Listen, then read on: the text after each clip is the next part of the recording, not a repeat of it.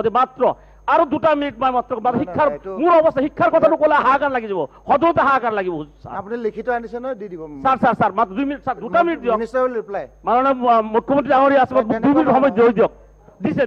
5 minute দি দিছে দিয়া নাই দিছে সিগনেল দিছে 1 মিনিটত হেক কৰক আপুনি মাননীয় অধ্যক্ষ মহোদয় ইউ ফিনিশ উইদিন 1 মিনিট মোৰ দৰং জিলাৰ কথাটো মাত্ৰ কৈছো লোৱাৰ প্ৰাইমেৰী আছে দৰং জিলাত আপোনাৰ 675 আপাৰ প্ৰাইমেৰী আছে 76 প্ৰাইমেৰী এণ্ড আপাৰ প্ৰাইমেৰী আছে 22 ইজিএছ আপগ্ৰেডেড চেণ্টাৰ আছে আপোনাৰ 292 হায়াৰ ছেকেণ্ডেৰী হাই স্কুল আছে 145 আৰু কলেজ আছে 10খন মাননীয় অধ্যক্ষ মহোদয় বেলেগ বেলেগ সমষ্টিত বহুত হায়াৰ ছেকেণ্ডেৰী কলেজ আছে মই বেয়া পোৱা নাই ভাল পাইছো হ'ব লাগে শিক্ষা নহলে সমাজ এখন আগুৱাই যাব নোৱাৰে কিন্তু তাতেই বেয়া লাগে যে ভাৰত স্বাধীন হোৱা 75 ইয়াৰ্স পাৰ হৈ গ'ল মাননীয় অধ্যক্ষ মহোদয় মোৰ সমষ্টিত আপোনাৰ প্ৰাক্তন মুখ্যমন্ত্ৰী আছিলে কেবিনেট মন্ত্ৰী আছিলে বহু চৰকাৰ গুচি গ'ল অতি দুৰ্ভাগ্য যে মোৰ সমষ্টিত এখন কলেজো নাই আপোনাৰ কি লাগে পইণ্টটো কৈ দিয়ক এইটো বস্তু লাগে স্যাৰ এখন কলেজ মোৰ সমষ্টিত নাই স্যাৰ মই কৈ আছো মই কথাখিনি কৈ আছো খাৰপটীয়া কলেজ আছে আপোনালোকে ভুল ধাৰণা আছে খাৰপটীয়া এখন কলেজ যদিও আছে সেইখন কলেজ মোৰ সমষ্টিত নহয় স্যাৰ মঙ্গলদৈ সমষ্টিত পৰিছে মাননীয় অধ্যক্ষ মহোদয় আপোনাৰ জৰিয়তে আজিৰ এই পবিত্ৰ সদনত মাননীয় মুখ্যমন্ত্ৰীৰ পৰা মই আশ্বস্ত হ'ব খুজিছো যে মোৰ সমষ্টিত কেতিয়া কলেজ স্থাপন হ'ব মোৰ সমষ্টিত কেতিয়া কলেজ স্থাপন হ'ব মই আৰু বেলেগ ডিমাণ্ড নকৰো মই বিধায়ক হৈ থকাৰ সময়ত যদি কোনো পুঁজি নিদিয়ে মোৰ কোনো আপত্তি নাথাকে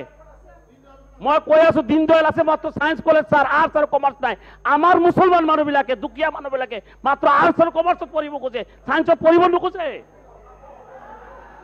সায়েন্সত যদিও পঢ়িব খোজে স্যাৰ এইটো কাৰণে প্ৰাইভেট স্কুল যিবিলাক আছে সেইবিলাক চলি আছে থ্যাংক ইউ গতিকে মাননীয় মুখ্যমন্ত্ৰী ডাঙৰীয়াক মই আজিৰ এই পবিত্ৰ সদনত মই তেখেতৰ পৰা মই এটাই অনুৰোধ কৰিম মোৰ সমষ্টিত এখন কলেজ দিব লাগে আৰু কলেজ যদিও এইবাৰ হয়তো সম্ভৱতঃ লগে দিব নোৱাৰিব কিন্তু মোৰ যিখন পণ্ডিত দীনদয়াল বুলি যিখন কলেজ আছে মহাবিদ্যালয় আছে সেই বিদ্যালয়ত আমাৰ সন্মানীয় মন্ত্ৰী ডাঙৰীয়া গৈছিলে শিক্ষামন্ত্ৰী ডাঙৰীয়া গৈছিলে আৰু তাতে কৈ থৈ আহিছিলে যে অহা বিত্তীয় বৰ্ষৰ পৰা শিক্ষা বৰ্ষৰ পৰা আপোনাৰ কলেজত আৰ্টছ আৰু কমাৰ্চ ষ্টাৰ্ট কৰিব সেয়া যাতে বাস্তৱত ৰূপায়িত হয় বাস্তৱত পৰিণত হয় এই মই আশা ৰাখিছো মাননীয় এতিয়া আমাৰ অধ্যক্ষ জাষ্ট এটা লাইন কম আৰু এটা line sir please sit down সাংস্কৃতিক বিভাগ মাননীয় অধ্যক্ষ মহোদয় লোক এই নিৰ্মাণ যে টেট টিচাৰ যে উত্তৰ দিব মাননীয় teachers eligibility test sir please sit down your time is over আপুনি যেটো আছে লিখিতভাৱে দি দিব এক লাইন ক'ব দিছে ধন্যবাদ স্যাৰ টেট টিচাৰ যে ডিটো দিছে সঁচাকৈ এইটো প্ৰশংসনীয় আগতে চাকৰি বুলি ক'লে এমএলএ লিখি দিলে চাকৰি হৈছিলে মন্ত্ৰীয়ে লিখি দিলে চাকৰি হৈছিলে কিন্তু কিহে যুগ আহি পালে এতিয়া ব্ৰেইনটো নখটালে চাকৰি নাপায় এইটো কাৰণে মই ধন্যবাদ জনাব লাগিব থ্যাংক ইউ ধন্যবাদ জনাইছো কিন্তু মোৰ সমষ্টিত বহুত টিচাৰ আছে স্যাৰ টেট কোৱালিফাইড 12 চনত পাছ কৰিছে কিন্তু সেইবিলাকক আপোনাৰ মানে এতিয়ালৈকে এপইন্টমেন্ট হোৱা নাই বহুত স্কুল খালি আছে টিচাৰ নাই স্যাৰ সিট ডাউন আপোনাৰ গতিকে সেই টিচাৰ বিলাকক যাতে এপইন্টমেন্ট কৰি দিয়ে শিক্ষাৰ্থীসকলক মই ধন্যবাদ দিম ধন্যবাদ স্যাৰ